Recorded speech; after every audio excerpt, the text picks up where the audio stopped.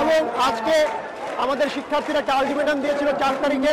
সেখানে তারা বলেছিল যে অবিলম্বে এর মধ্যে একটি সিদ্ধান্ত পৌঁছাতে হবে, কিন্তু আমরা দেখলাম সরকারের তরফ থেকে সেখানে কোনো সিদ্ধান্ত নেওয়া হলো না। তারা বরঞ্চ আদালতের মূল্য ঝুলে রাখলো এবং আদালতে আমরা দেখলাম আজকে যে শুনানির ডেট পিছানো হলো।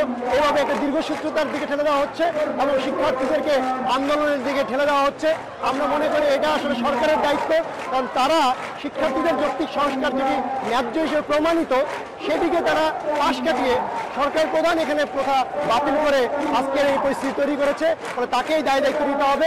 ফলে আজকে আন্দোলন যদি কোনো পথে যায়, সেখানে যদি কোনো ধরনের বিরূপ পরিস্থিতি তৈরি হয়, আজকে যা কিছু তৈরি হবে তার সকল দায়িত্ব আজকে সরকারকে নিতে হবে।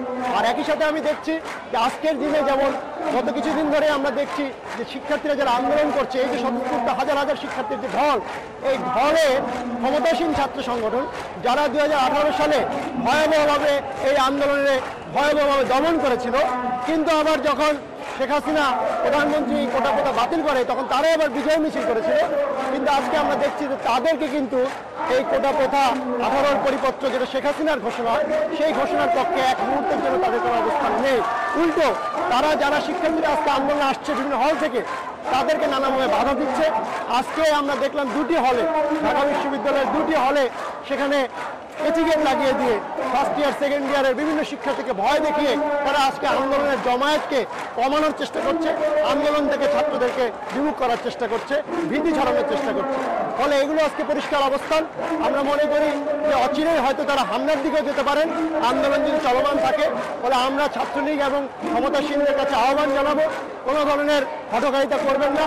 ছাত্রদের আন্দোলন যৌক্তিক আন্দোলন, 2018 সালে এই আন্দোলন প্রমাণিত আন্দোলন, আপনাদের অবস্থানও প্রমাণিত।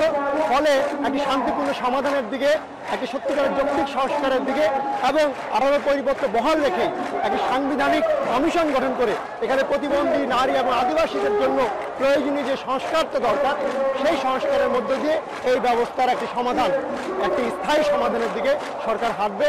একটি ছাত্র সমাজও সেই দাবিটি তুলছে। যদি এই কোটার পরিবর্তন বাতিল না হয় বা কোটা যদি পুনর্বহাল হয়, আসলে কি ধরনের বৈষম্য হবে বলে একজন সাধারণ শিক্ষার্থী হিসেবে মনে করেন? প্রথম কথা হচ্ছে আমাদের সমাজের ভিতরে চাকরি, সরকারি চাকরি থেকে শুরু করে সকল ধরনের চাকরির ক্ষেত্রে একটি ভয়াবহ বৈষম্য আছে, অব্যবস্থাপনা আছে, স্বচ্ছতা এবং জবাবদিহিতার অভাব আছে। এখানে আজকে সরকারি চাকরিটা আজকে শিক্ষার্থীদের কাছে প্রধান বিষয় হয়ে দাঁড়িয়েছে। সেখানে আমরা দেখছি যে 2000 শিক্ষার্থী প্রথম এবং দ্বিতীয় শ্রেণীতে প্রতি বছর 2000 শিক্ষার্থীর একটি চাকরির সুযোগ থাকে। সেখানে 56% হচ্ছে কোটা। প্রতিটা রাষ্ট্রেই কোটা চালু থাকে।